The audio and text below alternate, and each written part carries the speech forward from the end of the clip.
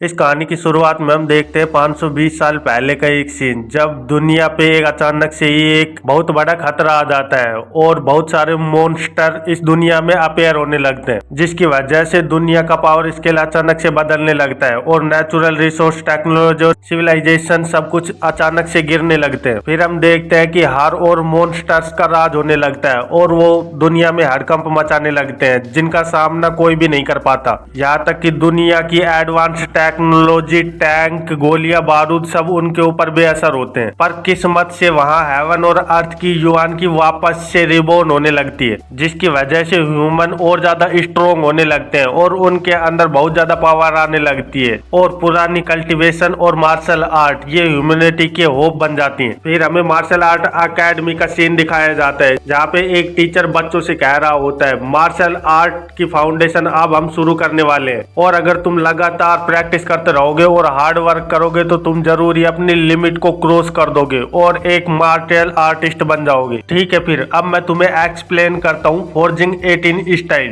पहले मुझे देखो और सीखो। फिर वो टीचर बच्चों को मार्शल आर्ट की टेक्निक शो करने लगता है, पर इधर हम देखते हैं कि बच्चे उसकी ये टेक्निक देखकर कह रहे होते हैं, आखिरकार हम बेसिक से क्यों स्टार्ट कर रहे हैं, क्योंकि ये तो मैंने अपने डैड से 4 साल पहले ही सीख लिया था। सच में ये तो हमारा टाइम वेस्ट कर रहे हैं और कुछ नहीं, हमें इससे ज्यादा एडवांस टेक्निक सिखानी चाहिए। ये सुनकर टीचर को गुस्सा आने लगता है और वो अपने मन में सोचने लगता है, सच में ये कितना बुरा व्यवहार कर रहे हैं ये छोटे से बच्चे, ये क्या समझते हैं कि इन्हें सब कुछ आता है। लेकिन अचानक से वो किसी को देखकर चौंक जाता है और फिर हम देखते हैं इस कहानी के मेन कैरेक्टर को, जिसका नाम फैंग यून होता है और वो अपनी मार्शल आर्ट की ट्रेनिंग को सीरियस ले रहा होता है और लगातार उसकी प्रैक्टिस कर रहा होता है। उसकी लगन को देखकर टीचर भी हैरान हो रहा होता है और अपने मन में सोचता है, फैंग यून ये एक अनाथ बच्चा है, मैंने नहीं सोचा था कि इसने पहले कभी भी मार्शल आर्ट की पहले ट्रेनिंग नहीं की है, फिर ये इतना ज्यादा सीरियसली इसकी प्रैक्टिस क्यों कर रहा है। सच में ये तो इतनी ज्यादा प्रैक्टिस कर रहा है लेकिन ये सब यूजलेस है,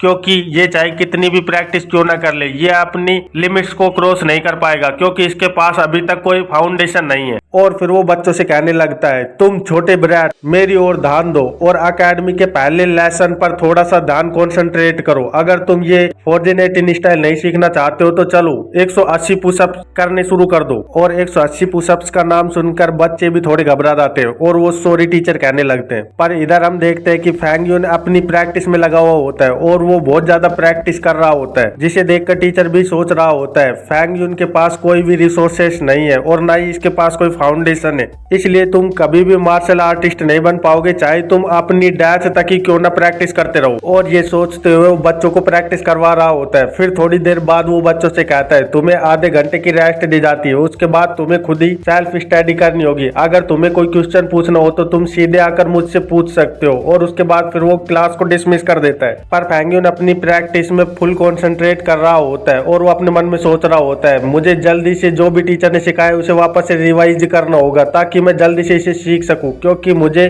सब कुछ याद नहीं है जो उन्होंने मुझे बताया है और जो इसके लिए सिखा रहे हैं उसका इफेक्ट भी बहुत ही ज्यादा कमजोर है। आखिरकार मेरे चीट्स कहाँ है। और फिर उसे पुरानी बात याद आने लगती है। तब वो सोचता है, जब मैं 14 साल का था और जब मैं गली में घूम रहा था तब अचानक ही एक दिन पता नहीं कैसे मेरा नेकलेस अचानक से चमकने लगा और फिर मुझे मिला एक चीट कोड। वैसे तो मैं अपनी पिछली जिंदगी में बहुत ही बड़ा मार्शल आर्ट लवर था, लेकिन यहाँ इस वर्ल्ड में मैं अपनी युआन की को भी गैदर नहीं कर पा रहा हूँ। सच में मार्शल आर्ट कितना ज्यादा यूजलेस है। वैसे तो मैं इस मार्शल आर्ट अकेडमी में एंटर हो गया हूँ, लेकिन मैं यहाँ सिर्फ फोर्जिंग 18 स्टाइल ही सीख पा रहा हूँ और ये स्टाइल तो बच्चों ने अपने छोटे बचपन में ही सीख ली होती है। सच में ये वर्ड मेरे लिए बहुत ही ज्यादा फ्लेक्सिबल है, इसीलिए मैं यहाँ पर कुछ नहीं कर पा रहा हूँ। और अगर मैं ऐसे ही इस मार्शल आर्ट की प्रैक्टिस करता रहा तो चाहे मैं 800 साल तक क्यों ना प्रैक्टिस करता रहूं, लेकिन मैं ये कभी नहीं कर पाऊंगा। तभी फैंग यून को पीछे से कुछ आवाज सुनाई देने लगती है और वो पीछे मुड़कर देखने लगता है तो वहाँ पे एक लड़का आ रहा होता है और बच्चे उसे देखकर कह रहे होते हैं, सच में ये तो हाई रैंक क्लास लिन क्विंग है, ये तो हाईलैंड एकेडमी का नंबर 1 जीनियस है।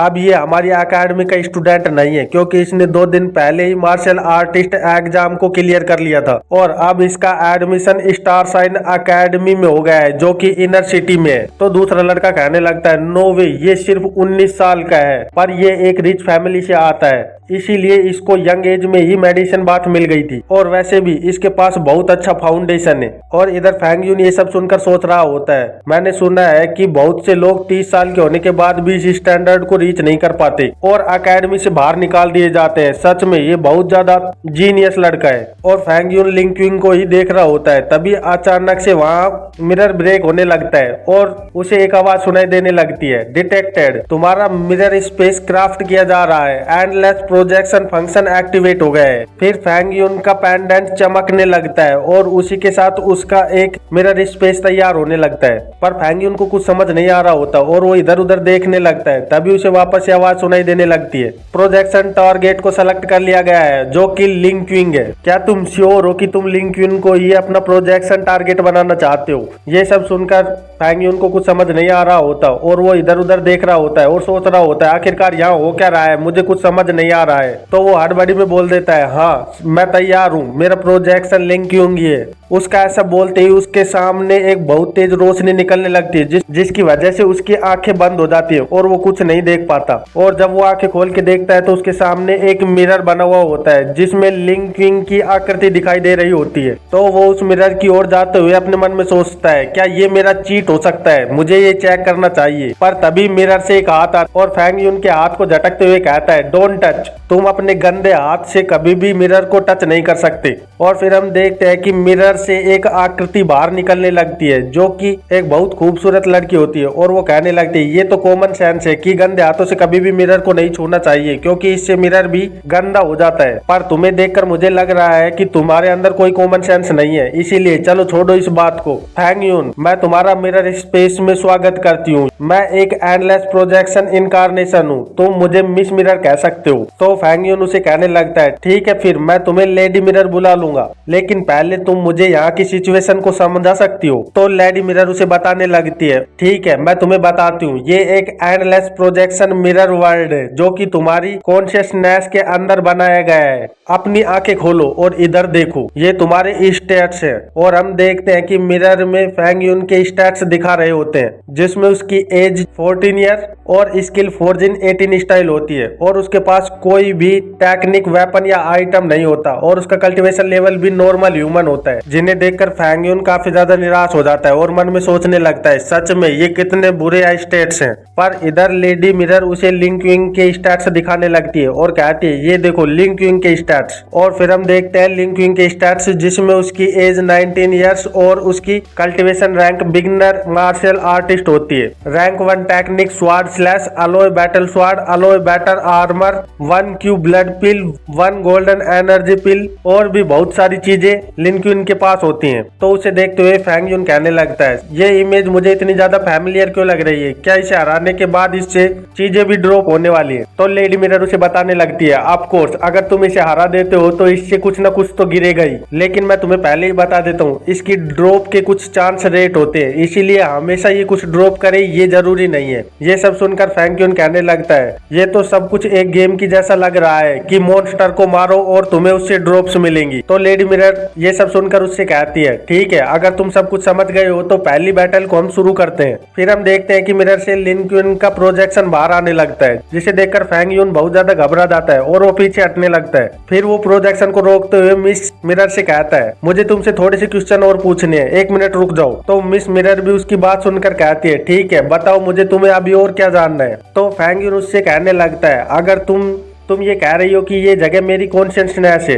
तो फिर मेरी रियल बॉडी के साथ आखिरकार क्या हो रहा है। तो लेडी मिरर उसे बताने लगती है तुम्हारी रियल बॉडी ऐसे ही इधर उधर घूम रही होगी, वैसे भी तुम बहुत ज्यादा स्टूपिड लगते ही हो, पर तुम कुछ दिनों बाद इसके आदी हो जाओगे जब तुम मल्टीटास्क सीख जाओगे, इसीलिए तुम्हें उसकी चिंता करने की कोई जरूरत नहीं है। तो फैंग यून कहने लगता है दूसरा क्वेश्चन, अगर मैं यहाँ पर मर गया तो क्या होगा, क्या मैं यहाँ पे मर भी सकता हूँ? तो लेडी मिरर उसे कहती है ऑफ कोर्स, क्यों नहीं, तुम यहाँ आराम से मर सकते हो, क्योंकि ये बैटल तुम्हारे माइंड के अंदर चल रही है, इसीलिए यहाँ पे तुम्हें डेथ का एक्सपीरियंस वैसा ही होगा जैसे कि सच में मरते हैं। जैसे कि तुम यहाँ मरोगे उस वक्त तुम्हें बहुत ज्यादा दर्द होने वाला है, जो कि मौत से भी ज्यादा दर्दनाक होगा। और ये सब सुनकर फैंग यून बहुत ज्यादा घबरा जाता है और कहने लगता है ये तो और भी ज्यादा डरावना है। तो मिस मिरर उसे कहने लगती है एक्चुअली तुम यहाँ पर इसकी डिफिकल्टी लेवल को भी चेंज कर सकते हो और प्रोजेक्शन के कल्टीवेशन को तुम एक नॉर्मल ह्यूमन कल्टीवेशन में चेंज कर सकते हो, ये रूल्स में फिट होता है। पर ऑफ कोर्स अगर तुम इसके कल्टीवेशन को लो करते हो तो इसकी ड्रॉप रेट भी बहुत ज्यादा लो हो जाएगी और इससे कोई भी ड्रॉप गिरना थोड़ा मुश्किल हो जाएगा। तो फैंग यून कहने लगता है नेवर माइंड, मैं मरने का एक्सपीरियंस नहीं लेना चाहता, इसीलिए मैं चाहता हूँ कि तुम इसके कल्टीवेशन को लो कर दो। पर तभी वहाँ फैंग यून से कोई कहता है नहीं तुम ऐसा मत करो। और जब फैंग यून आँख खोल के देखता है तो उसके पास में एक आदमी बैठा हुआ होता है और जो उसे कह रहा होता है तुम्हें इजी मोड नहीं चुनना चाहिए। तो फैंग यून उसे कहता है लेकिन ये गेम बहुत ज्यादा हार्ड है और मैं इजी मोड में इसके साथ खेल सकता हूँ। तो वो आदमी फैंग यून से कहता है अगर तुम इजी मोड को चूज करते हो तो तुम बहुत ज्यादा इंटरेस्टिंग चीजों को खो दोगे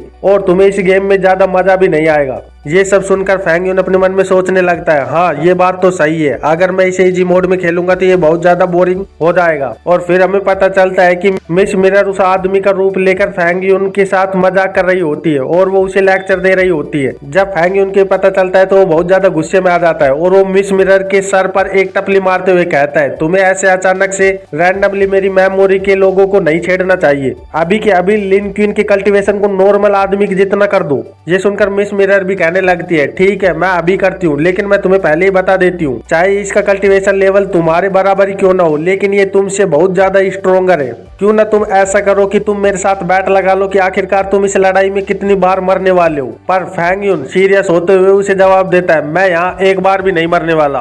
पर तभी उसकी नजर लिन क्वीन पर पड़ती है जिसके पास एक स्वार्ड होती है और वो उसे देखते हुए कहता है क्या इसके पास तो स्वार्ड भी है, ये तो चीटिंग है। पर वो और कुछ बोल पाता उससे पहले ही लिन क्वीन अपनी स्वार्ड को लेकर स्वार्ड स्लैश करने के लिए तैयार हो जाता है और फैंग यून पर अपनी स्वार्ड स्लैश का यूज करता है। लेकिन फैंग यून वहां से तुरंत ही भाग निकलता है और कहने लगता है ये तो चीटिंग है, तुम आखिरकार मेरे साथ चीटिंग कैसे कर सकती हो। और इधर हम देखते हैं कि फैंग यून को ऐसे भागते हुए देखकर मिस मिरर बहुत ज्यादा हंस रही होती है और वो कहने लगती है ओह मैं तो भूल गई, ये तो मिरर इमेज है, इसमें बैटल ग्राउंड को भी चेंज किया जा सकता है। और फिर वो अपने हाथ से एक चुटकी बजाती है और बोलती है फॉरेस्ट। फिर हम देखते हैं कि फैंग यून जहाँ भाग रहा होता है वो जगह तुरंत ही एक फॉरेस्ट में बदल जाती है और फैंग यून अपने आसपास में देखने लगता है आखिरकार ये जगह कैसे बदल गई। लेकिन तभी उसके सामने एक पेड़ आ जाता है और वो सीधा जाकर उस पेड़ से टकरा जाता है। पर फिर जब वो पीछे मुड़कर देखता है तो लिन क्वीन उसी के पीछे अपनी स्वार्ड को लेकर आ रहा होता है और हम देखते हैं कि फैंग यून लगातार भाग रहा होता है और लिन क्वीन भी उसके ऊपर लगातार स्वार्ड स्लैश कर रहा होता है। और कुछ देर बाद हम देखते हैं कि फैंग यून एक कटे हुए पेड़ के पीछे जाकर छुप जाता है और अपने मन में सोचने लगता है सच में मैं बहुत देर से भाग रहा हूँ और अगर मैं ऐसे ही लगातार भागता रहा तो मैं अब नहीं तो थोड़ी देर बाद पक्का ही मारा जाऊंगा, इसलिए मुझे काउंटर अटैक के बारे में सोचना चाहिए। और यहाँ पे एक बास्टर्ड भी है जो मुझे जानबूझकर नुकसान पहुंचाना चाहती है। और इधर हम देखते हैं कि मिस मिरर उसको देखकर ऐसे हंस रही होती है और कहती है फाइनली ये थोड़ा काम डाउन हो गया है। और वो कहने लगती है वैसे मैं तुम्हें ज्यादा परेशान नहीं करना चाहती, लेकिन तुम्हें अभी हार्ट करना असलियत में तुम्हारे मरने से बहुत ज्यादा अच्छा है। और फिर हम देखते हैं कि फैंग यून और लिन क्वीन की लड़ाई वापस से शुरू हो जाती है और लिन क्वीन फैंग यून के पीछे अपनी स्वार्ड को लेकर भाग रहा होता है और फैंग यून भागते हुए अपने मन में सोच रहा होता है मैं बहुत देर से भाग रहा हूँ, इसकी वजह से मेरी इंस्टिंक्ट धीरे धीरे एक्टिव हो रही है, इसके साथ आधे घंटे तक फाइट करना अब ज्यादा कोई प्रॉब्लम वाली बात नहीं है। पर तभी हम देखते हैं कि लिन क्वीन फैंग यून पर एक स्वार्ड स्लैश कर देता है, लेकिन फैंग यून जल्दी से नीचे झुककर उस स्वार्ड स्लैश को डोज कर लेता है और फिर काउंटर स्ट्राइक की स्ट्रेटेजी बनाने लगता है और अपने मन में सोचता है इसने बहुत ही ज्यादा हैवी अलॉय आर्मर पहना हुआ है इसीलिए जल्दी ही थक जाएगा। नहीं मैं इस बात के ऊपर अपने आप को नहीं रख सकता, क्योंकि ऐसे तो मैं जल्दी ही हार जाऊंगा। इसीलिए मुझे कुछ जल्दी ही सोचना होगा, क्योंकि इसका स्टेमिना मुझसे ज्यादा हो सकता है। इसीलिए मुझे कोई अलग ही डायरेक्शन में सोचना होगा ताकि मैं इसे जल्दी से हरा पाऊं। और फिर हम देखते हैं कि फैंग यून भागने लगता है और फिर वो एक हाई जंप लेकर लिन क्वीन की पैर पर वार करने की ट्राई करने लगता है और सोचने लगता है ये आर्मर का सबसे ज्यादा वीक स्पॉट है। पर फिर वो देखता है कि लिन क्वीन जल्दी से उछलकर उसके वार को डोज कर लेता है। तो फैंग यून सोचता है सच में ये बहुत ज्यादा तेज है, पर इसने मेरे अटैक को डोज तो कर लिया, लेकिन अब ये हवा में, इसीलिए ये अब मुझ पर काउंटर अटैक नहीं कर सकता और मुझे इसके ऊपर दूसरा अटैक करने का मौका मिल जाता है। और फिर फैंग यून जल्दी से नीचे से फिसलता हुआ लिन क्वीन के नजदीक आ जाता है और उसके ऊपर अटैक करने लगता है और लिन क्वीन के एक पैर को पकड़ते हुए कहता है तो ये इसकी कमजोरी है, क्योंकि इसके पास ज्यादा कॉम्बैट एक्सपीरियंस नहीं है और अगर इसके साथ मेरी पिछली जिंदगी को कंपेयर किया जाए तो इसके पास कोई भी कॉम्बैट स्किल नहीं है और मैंने इससे ज्यादा टाइम तक कॉम्बैट में समय बिताया है। इसीलिए इसके पास ये डिसएडवांटेज है, क्योंकि इसने अपना समय ज्यादातर रिसोर्सेज को यूज करने में लगा दिया है। और फिर हम देखते हैं कि उसके ऐसे पैर पकड़ने की वजह से लिन क्वीन जमीन पर आकर गिरता है और उसका चेहरा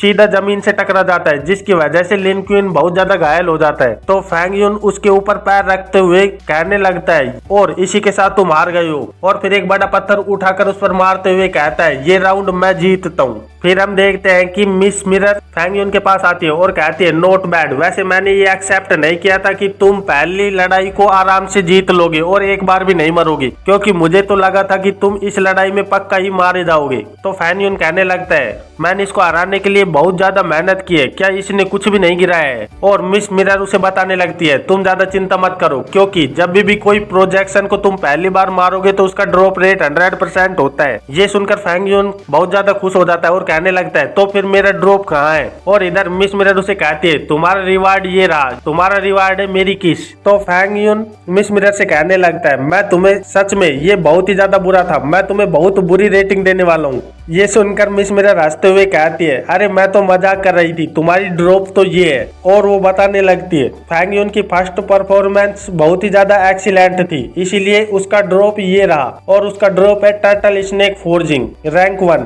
जिसे लेकर फैंग यून कहने लगता है ये तो एक रैंक 1 टर्टल स्नेक फोर्जिंग है, ये तो फोर्जिन 18 स्टाइल से थोड़ी हाई लेवल की रैंक है। तो मिस मिरर उसे कहने लगती है तुम्हें सेटिस्फाई करने के लिए मैं तुम्हें ये बता देती हूँ कि इसका मार्केट प्राइस $30,000 है और तुम इसे फ्री ट्रेस से कैसे कंपेयर कर रहे हो। तुम्हें इसे सीखने के लिए सिर्फ एक्सट्रैक्ट वर्ड का यूज करना होगा और फिर तुम इसे तुरंत ही सीख लोगे। ये सुनकर फैंग यून अपनी उस स्किल को अपने हाथ में लेकर एक्सट्रैक्ट वर्ड का यूज करता है, जिसकी वजह से उसकी स्किल एक्टिव होने लगती है। और फैंग यून उसकी स्किल को एक्टिव करने की वजह से महसूस करता है कि उसके अंदर एक बहुत बड़े टर्टल और एक स्नेक की पावर आने लगती है। तो वो अपने मन में सोचने लगता है सच में ये बहुत ही ज्यादा अच्छा महसूस करवा रहा है, इसकी आवाज से मैं महसूस कर पा रहा हूँ कि ये बहुत ही ज्यादा एंशिएंट ओल्ड टर्टल है और ये ब्रीद, ये तो ऐसा लग रहा है कि जैसे कि कोई बहुत ही ज्यादा खतरनाक सांप सो रहा हो। फिर फैंग यून अपनी शक्तियों को महसूस करने लगता है और फिर अपने पंच से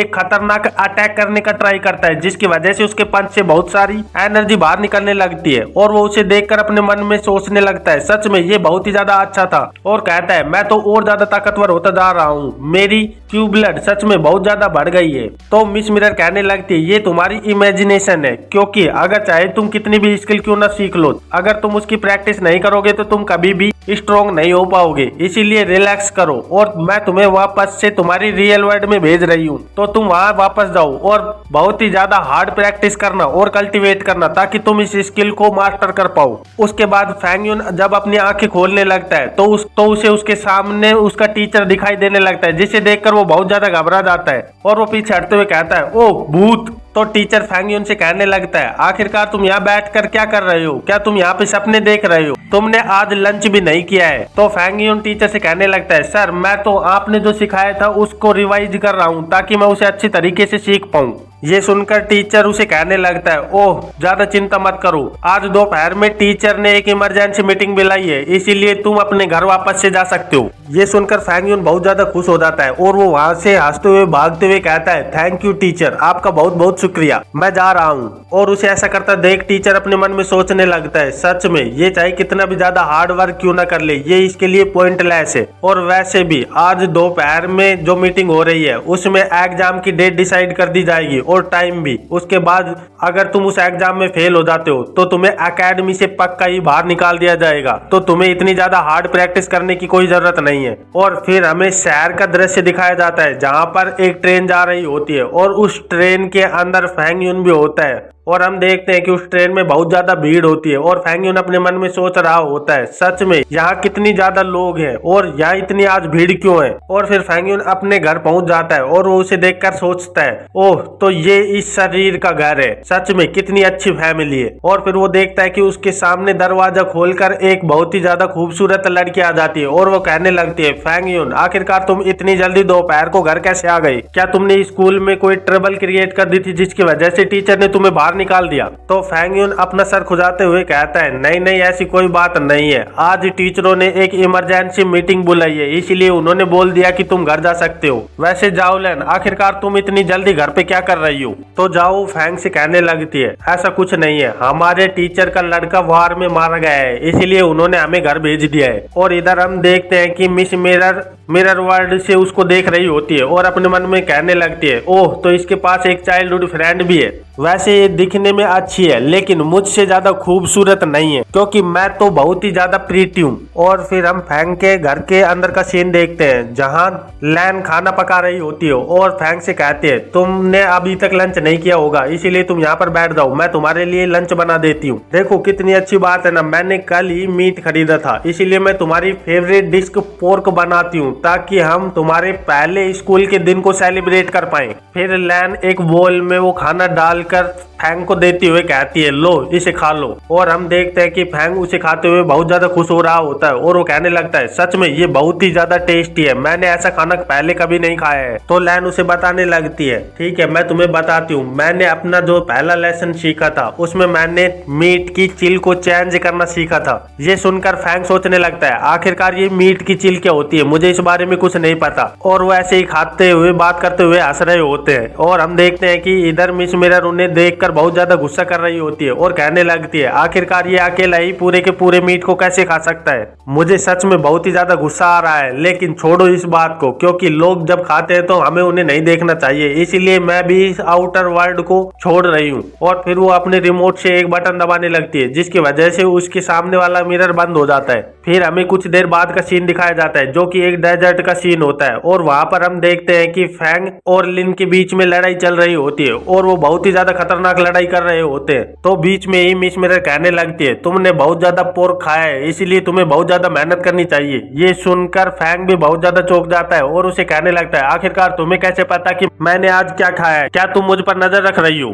फिर हम देखते हैं कि वो लगातार फाइट कर रहे होते हैं और बार बार चैलेंज कर रहे होते हैं जिसमें हमें दिखाया जाता है 25th चैलेंज, 44 चैलेंज, 52 चैलेंज। और ऐसे ही लगातार लड़ाई करने के बाद फैंग बहुत ज्यादा थक जाता है और वो बैठकर कहने लगता है, अगर मैं अपने करंट बैटल स्टेटस को बताऊं तो मैंने 24 विक्ट्री की है और 57 बार मर चुका हूं और एक बार हमारी फाइट ड्रॉ हो गई थी क्योंकि फाइटिंग का टाइम बहुत ज्यादा लंबा खिंच गया था। सच में मैं कितनी बार मर चुका हूं, ये मुझे नॉर्मल ह्यूमन से तो बहुत ज्यादा ताकतवर लग रहा है, आखिरकार ये हो क्या रहा है? तो मिस मिरर कहने लगती है, ओह ऐसा क्या, मैंने तुम्हारी प्रोग्रेस को थोड़ा सा बढ़ाने के लिए ऐसा किया है, मैंने उसकी रैंक को थोड़ा बढ़ाकर रिवर्स बिगनर रैंक पर कर दिया है ताकि तुम थोड़े से स्ट्रॉन्ग अपोनेंट से लड़ पाओ। और हम देखते हैं कि ये सुनकर फैंग को बहुत ज्यादा गुस्सा आने लगता है और वो उससे कहने लगता है, आखिरकार तुम ऐसा कैसे कर सकती हो, तुम मेरी परमिशन के बिना ऐसा नहीं कर सकती, सच में ये बहुत ज्यादा हर्ट करता है जब तुम मरते हो। तो मिस मिरर भी उसे गुस्से से कहने लगती है, फिर तुम्हें किसने कहा था कि तुम इतने ज्यादा कमजोर हो?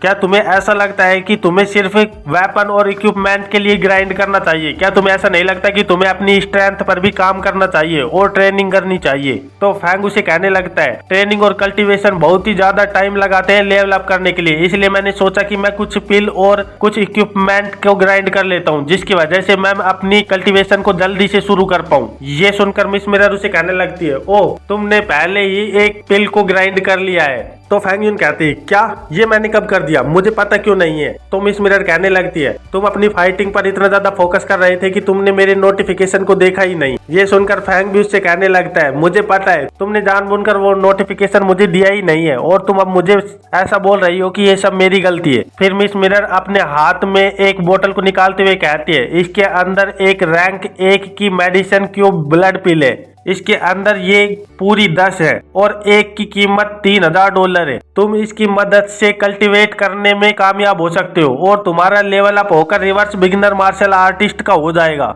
और मैं तुम्हें बता दूं क्यूआई ब्लड पिल ये बहुत ही ज्यादा फेमस इंग्रेडिएंट्स से मिलकर बनाई जाती है और इसके अंदर बहुत ज्यादा युआन क्यू भी होती है जो कि मोस्टली कॉमन बिगिनर रैंक वालों के लिए बनाई जाती है। इसीलिए मैं तुम्हें रिकमेंड करना चाहूंगी कि तुम एक ऐसी जगह को ढूंढो जहां लोग ज्यादा नहीं जाते हो, क्योंकि जब तुम अपने टर्टल स्नैक फोर्जिंग को कल्टीवेट करोगे उस वक्त तुम्हें ये पिल खानी है और अगर लोगों ने तुम्हें इंटरप्ट किया तो इसका इफेक्ट बहुत ज्यादा कम हो जाएगा और तुम्हारे कल्टीवेशन की स्पीड भी बहुत ज्यादा कम हो जाएगी। पर इधर हम देखते हैं कि फैंग उस पिल को देखते हुए अपने मन में सोच रहा होता है आखिरकार मैं ये कैसे हो सकता है, मैं 24 बार जीता और मुझे सिर्फ ये एक पिल मिली है। तो मिस मिरर कहती है तुम्हें ये नॉर्मल क्लोथ्स भी मिले हैं लेकिन ये तुम्हारे साइज के नहीं है इसलिए तुम्हें फिट नहीं आएंगे। ये सुनकर फैंग यून कहता है पर मुझे ये फिर भी चाहिए क्योंकि मैं इन्हें बेचकर थोड़े पैसे कमा सकता हूँ, जल्दी से मुझे दो। और फिर हमें फैंग यून के कमरे के बाहर का सीन दिखाया जाता है जहाँ पर लैन फैंग यून के आवाजें सुनने की कोशिश कर रही होती है और वो उसकी चिंता कर रही होती है। फिर वो अपने मन में सोचने लगती है इसने डिनर भी नहीं खाया है और ना ही आज इसने मॉर्निंग में ब्रेकफास्ट खाया है, ये पूरे टाइम अपने कल्टीवेशन को करते जा रहा है, क्या मुझे इसे डिस्टर्ब करना चाहिए क्योंकि मैं इसके लिए बहुत ज्यादा चिंता कर रही हूँ। पर तभी अचानक से फैंग दरवाजा खोलकर बाहर आ जाता है जिसे देखकर लैन थोड़ी घबरा जाती है और वो चुपचाप थोड़ी पीछे हट जाती है। और फिर फैंग अपने मन में सोचने लगता है मैं ऐसा पूरे दिन नहीं कर सकता, इसलिए मुझे अपना थोड़ा समय कल्टीवेशन के लिए भी रखना चाहिए क्योंकि मैं लगातार दिन में 5 बार लोगों को चैलेंज कर रहा हूँ। चलो छोड़ो कोई बात नहीं, पहले मुझे थोड़ा सा आराम कर लेना चाहिए ताकि मैं अपनी ताकत को वापस से रिगेन कर पाऊं। और हम देखते हैं कि फैंग बहुत ज्यादा प्रैक्टिस करने की वजह से बहुत ज्यादा थक चुका होता है और वो धीरे धीरे आगे बढ़ते हुए अपने मन में सोच रहा होता है वो मिरर लेडी भी सच में मुझे परेशान करने में कोई भी कसर नहीं छोड़ती और वो मुझे आउटर वर्ल्ड में भी देख सकती है, इसलिए मुझे अपनी आंखों को बंद कर लेना चाहिए ताकि वो मुझे नहीं देख पाए। और फिर वो गुस्से से कहने लगता है बास्टर्ड मुझे थोड़ी सी प्राइवेसी दो। ये सुनकर पीछे खड़ी लैन घबरा जाती है और वो सोचती है कि ये सब वो मुझे कह रहा है तो वो सॉरी मांगने लगती है। लैन की आवाज सुनकर फैंग पीछे मुड़कर देखता है और कहता है लैन। तो लैन फैंग को कहने लगती है मैं नहीं चाहती थी कि मैं तुम्हें डिस्टर्ब करूं, पर जब तुम इतने समय से कल्टीवेट कर रहे हो तो मैं तुम्हारे लिए थोड़ी चिंता कर रही थी, इसीलिए मैं यहाँ पर खड़ी हूँ। ये सुनकर फैंग भी थोड़ा सा गिल्टी फील करने लगता है और वो कहने लगता है नहीं नहीं ये तुम नहीं थी लैन, मैं तुम्हारे बारे में बात नहीं कर रहा था और मुझे तो ये भी नहीं पता है कि आखिरकार मैं क्या कह रहा था क्योंकि मैं तो सिर्फ अपने आप से ही मम्बलिंग कर रहा था। ये सुनकर लैन बहुत ज्यादा खुश हो जाती है और वो कहने लगती है अरे मैं तो तुम्हारे साथ मजाक कर रही थी क्योंकि ये तुम्हारा टाइम हो गया है स्कूल जाने का और तुमने अभी तक ब्रेकफास्ट भी नहीं किया है, इसीलिए मैंने तुम्हारे लिए थोड़ा सा पैक कर दिया है तो याद कर इसको खा लेना। ये सब सुनकर फैंग भी बहुत ज्यादा खुश हो जाता है और वो लैन को थैंक यू कहते हुए कहता है खाने के लिए तुम्हारा बहुत ज्यादा शुक्रिया। और फिर हमें शहर के बाहर एक जगह का सीन दिखाया जाता है जहाँ पे कोई भी आता जाता नहीं है और वहाँ पर फैंग खड़ा हुआ होता है और फिर फैंग इधर उधर देखकर सोचने लगता है ये जगह बहुत ही ज्यादा अच्छी है, मैं यहाँ पर कल्टीवेशन कर सकता हूँ, लेकिन सच में ये बहुत ही ज्यादा परेशान करने वाली बात है कि मैं पूरे दिन में सिर्फ शाम को यहाँ आकर प्रैक्टिस कर सकता हूँ क्योंकि दिन में मेरी स्कूल का टाइम होता है और मैं स्कूल को छोड़कर नहीं आ सकता। अगर मुझे इनर सिटी के अंदर एंटर नहीं होना होता तो मैं कभी भी स्कूल अटेंड नहीं करता और अपना टाइम वेस्ट नहीं करता, इसीलिए मुझे स्कूल से एक लंबी छुट्टी ले लेनी चाहिए ताकि मेरे सीक्रेट के बारे में किसी को भी पता न चले, क्योंकि अगर किसी को मेरे सीक्रेट के बारे में पता चल गया तो मैं मर गया समझो। और फिर वो अपने हाथ को आगे करते हुए कहता है विड्रो और हम देखते हैं कि इतना बोलते हुए उसके हाथ में एक वही पिल वाली बोतल आ जाती है और फिर वो उसे देखते हुए एक गोली को अपने मुंह में डालते हुए कहता है $3000। उस ब्लड की गोली को खाने के बाद फैंग एक जगह पर बैठ जाता है और कल्टीवेशन को शुरू कर देता है और फिर वो महसूस करता है कि उस पिल की वजह से उसका कल्टीवेशन की स्पीड बहुत ज्यादा बढ़ गई है और उसे एनर्जी गैदर करने में ज्यादा परेशानी नहीं हो रही होती। तो अपने मन में सोचने लगता है, सच में ये पिल तो बहुत ही ज्यादा असरकार है, इसकी वजह से मैं जल्दी ही अपनी नेक्स्ट इवोल्यूशन में पहुंच जाऊंगा। और ऐसे ही फैंग लगातार प्रैक्टिस कर रहा होता है और फिर उसके बाद हमें 9 दिन बाद का सीन दिखाया जाता है जहाँ पर फैंग अपने हाथ से अपनी स्किल को एक्टिव करने लगता है, जिसकी वजह से उसके हाथ से बहुत ज्यादा क्यूआई एनर्जी निकलने लगती है। तो वो कहने लगता है, आखिरकार मैं इस चीज को करने में कामयाब हो गया और अब मैं क्यूआई एनर्जी को जनरेट कर सकता हूँ। इसका मतलब ये है कि मैंने अपने कल्टीवेशन का पहला स्टेप ले लिया है और अब मैं एक beginner rank reserve martial artist बन गया हूँ। फिर वो अपनी पिल बोतल को देखते हुए कहता है, इसमें सिर्फ एक ही क्यूआई ब्लड पिल बची है। और फिर हम देखते हैं कि फैंग अपने घर की ओर भागने लगता है और अपने मन में सोचने लगता है, अब मुझे जल्दी ही घर पर पहुंच जाना चाहिए ताकि मैं घर पर पहुंचकर डिनर कर पाऊं और जल्दी से लिन क्वीन की beginner rank reserve martial artist को कुछ टाइम और चैलेंज कर पाऊं, जिसकी वजह से हो सकता है कि मुझे कुछ यूजफुल ड्रॉप्स मिल जाए और मेरी ताकत और ज्यादा बढ़ जाए। फिर हमें कुछ देर बाद का सीन दिखाया जाता है जहां पर फैंग लिन को वापस से चैलेंज करने लगता है और उनकी फाइट वापस से शुरू हो जाती है। और इधर हम देखते हैं कि मिस मिरर भी उसे ऐसा करते हुए देखकर हंसते हुए कहती है, तुम बहुत ही ज्यादा स्मूथ कर रहे हो, ये तुम्हें ग्रोथ करने में हेल्प नहीं करेगा। उसका ऐसे बोलते ही हम देखते हैं कि लिन क्वीन वापस से फैंग के ऊपर अटैक कर देता है जो कि बहुत ज्यादा फास्ट होता है। और उस अटैक को देखकर फैंग अपने मन में सोचने लगता है, ये मिस मिरर सच में बहुत ही ज्यादा मॉन्स्ट्रस है, ये मेरे पीछे से कुछ न कुछ करती ही रहती है, इसने इसकी ताकत को वापस से बढ़ा दिया है शायद। लेकिन कोई बात नहीं, क्योंकि मेरी करंट स्पीड की मदद से मैं इसकी स्ट्रेंथ से बच सकता हूँ और अब तो मेरी स्ट्रेंथ भी काफी ज्यादा बढ़ गई है, इसीलिए अब मैं कोई डिसएडवांटेज में नहीं हूँ। फिर फैंग एक टूटी हुई लकड़ी के टुकड़े को लेता है और उसे बहुत ही तेजी से लिन के गले में धंसा देता है, जिसकी वजह से लिन तुरंत वहां पर खत्म हो जाता है और उसके मरते ही एक नोटिफिकेशन आने लगता है, drop rank 1 martial art skill sword slash. तो मिस मिरर मुस्कुराते हुए से कहती है, कांग्रेचुलेशन, तुम्हें एक रेयर ड्रॉप मिली है, क्या तुम इसे एग्जैक्ट करना चाहते हो? और उस स्किल को देखकर फैंग भी बहुत ज्यादा खुश हो जाता है और अपने मन में सोचने लगता है, इसकी पावर बढ़ने की वजह से इसकी ड्रॉप रेट भी बढ़ गई है। तो वो जल्दी से उस स्किल को लेकर एक्टिव कर देता है, जिसकी वजह से उसके दिमाग के अंदर वो स्किल जाने लगती है और उसे एक के बाद 1 साल का एक्सपीरियंस मिलता जाता है और उसे टोटल 3 साल का स्वॉर्ड स्लैश का एक्सपीरियंस मिल जाता है। और इतना एक्सपीरियंस मिलने के बाद फैंग भी बहुत ज्यादा खुश हो जाता है और वो अपने मन में सोचने लगता है, ओह, तो इसका मतलब ये है कि तुम सालों तक कल्टीवेट करने के बाद ऐसा महसूस करते हो, तुम्हारी ताकत बहुत ज्यादा बढ़ जाती है। फिर फैंग 2 चॉपस्टिक्स को लेकर अपने हाथ में क्यूआई एनर्जी जनरेट करने लगता है और वो उन्हीं चॉपस्टिक्स से स्वॉर्ड स्लैश को एक्टिव कर देता है और उन चॉपस्टिक्स से एक खतरनाक स्वॉर्ड स्लैश बाहर निकलने लगता है। पर यह स्किल इतनी ज्यादा खतरनाक होती है कि इसकी एनर्जी की वजह से चॉपस्टिक के टुकड़े टुकड़े हो जाते हैं। तो चॉपस्टिक्स को ऐसे टूटते हुए देखकर फैंग अपने मन में सोचने लगता है, सच में ये कितना ज्यादा बुरा है कि मेरे पास कोई रियल स्वॉर्ड नहीं है। पर करंटली अगर मुझे देखा जाए तो मेरी रैंक सेम उसकी जितनी है और मैं उससे भी ज्यादा ताकतवर हूँ, क्योंकि अगर देखा जाए तो लिन क्वीन अभी सिर्फ स्वॉर्ड स्लैश की टेक्निक को सीखना शुरू ही कर रहा है, लेकिन प्रोजेक्शन की मदद से मुझे टोटली मास्टर हुई स्वॉर्ड स्लैश टेक्निक मिल गई है, जिसकी वजह से मैं उससे बहुत ही ज्यादा ताकतवर हो गया हूँ। और ये सब सोचकर फैंग बहुत ही ज्यादा खुश हो जाता है और फिर वो कहने लगता है, ओह, मुझे याद आया कि हमारी स्कूल के अंदर रियल स्वॉर्ड्स हैं, तो मैं कल वहां जाऊंगा और उनमें से एक को लेकर ट्राई करूंगा ताकि मुझे पता चल सके कि मेरी स्वॉर्ड स्लैश स्किल कितनी ज्यादा पावरफुल हो गई है। और इसी के साथ इस चैप्टर का अंत हो जाता है। तो फिर मिलते हैं एक नए चैप्टर में, तब तक के लिए बाय बाय।